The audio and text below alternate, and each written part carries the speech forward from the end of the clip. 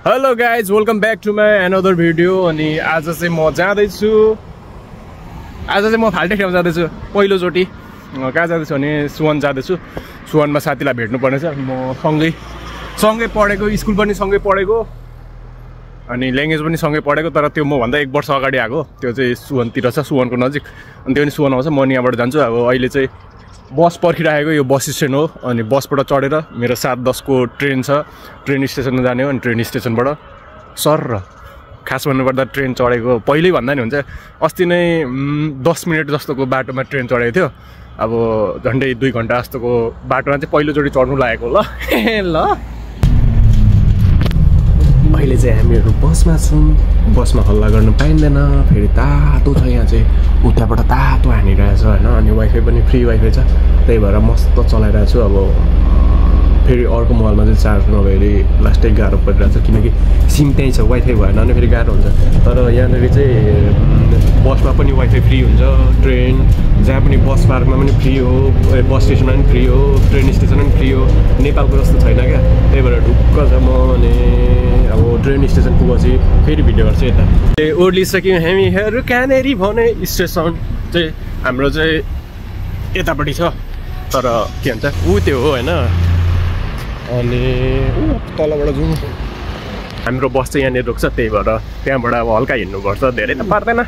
ऊ त्यही हो, सर जाने हो, कहाँनिर जाने हो केही थाहा छैन होइन। के भन्छ काम गर्दाखेरि बालै भएन क्या, भाषा आओस् नआओस् बाल भएन होइन। तर यो बाहिर हिँड्दाखेरि चाहिँ लास्टै भाषा चाहिन्छ क्या, त्यही भएर चाहिँ गाह्रो हुँदो रहेछ भाषा चाहिँ। अनि यो बाहिर हिँड्दा चाहिँ ल सिक्नु पर्दैछ जस्तो लाग्छ। फेरि केटाहरू त्यत्रो पास गरिरहेको होइन, जान्दैन। मैले त्यत्तिकै 10 गनेरी हानिदिएको मिलेको हो क्या। मेरो त्यतिखेर त्यो कपीमा दिने थियो, मैले 18 मा दिएको। अनि 1 2 3 4 5 6 7 8 9 10 ड्याङ ट्याक ट्याक आमा। फेरि सानोतिनो मिलेको त 45 वटा मिलेको, 50 वटा मा त्यस्तो हो क्या। अनि त्यो अहिले चाहिँ अनि खुली बिन्दाङ हो, आउँदैन केही पनि होइन। अब के भन्नु त, आउँदैन त। अब पढ्नु मन पनि लाग्दैन, पढ्नु मन लाग्ने त पहिले नै खतरा पढिहालिन्थ्यो नि।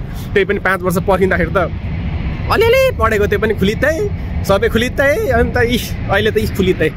ल अब एकैछिनमा उहाँभित्र पुगेपछि ल। अहिले चाहिँ हामीहरू ट्रेन स्टेसनभित्र। यस्तै भ्लग बनाउँदै हिँड्नु परेन। ट्रेन स्टेसनभित्र 7 नम्बर अरे, कति नम्बरमा छिटो हुन्छ। यो भेटाउँदो रहेछ नि कुदेको 47 अरू नहोला जस्तो लाग्यो।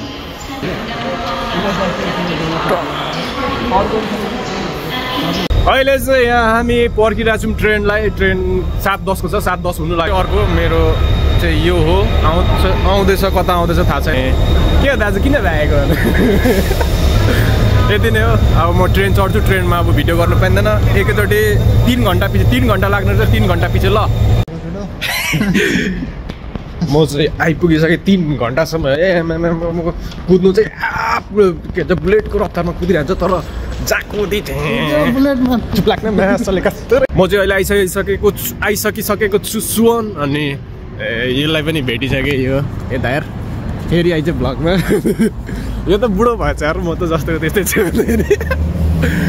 अनि अहिले चाहिँ रातिको यहाँ 10:20 भइसक्यो। अनि तर कस्तो बन्द हुन्छ नि, पुरै खुल्ला छ त।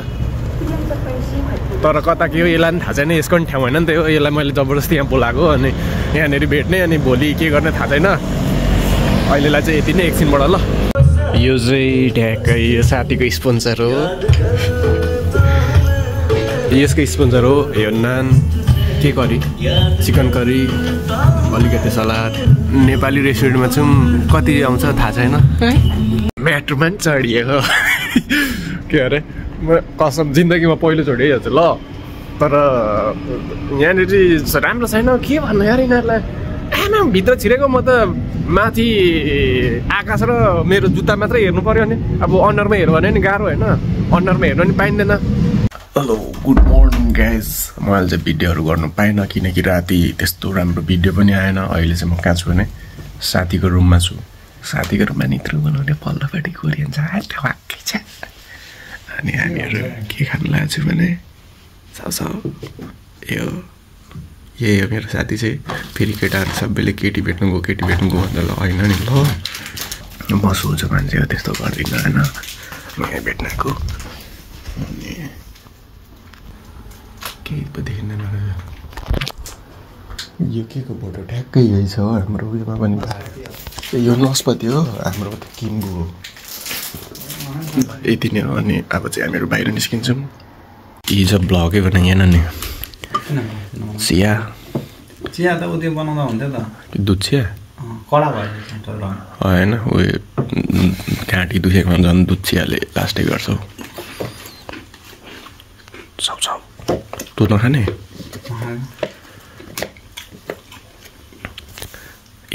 यस्तो भन्नु त नहुने हो यस्तै छेत्री बाहुनहरू गुलियो चियासँग बिस्कुटै खानु मन पराउँछ क्या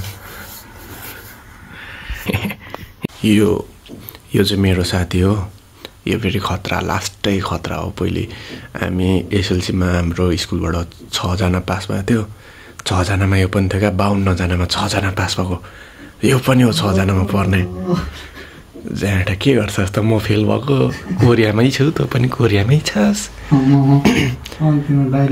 अझै यसले त मेरो जति नि कमाउँदैन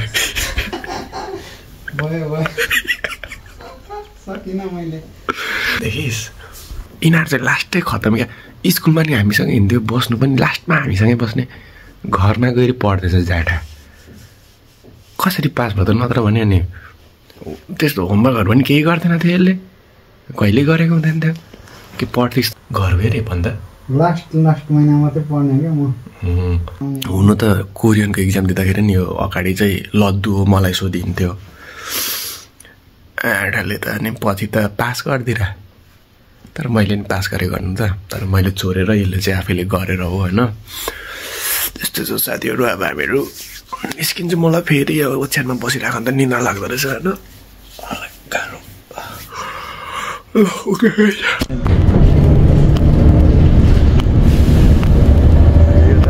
हाम्रो सबैभन्दा के अरे हाम्रो सबैभन्दा नि जोधपुर चाहिँ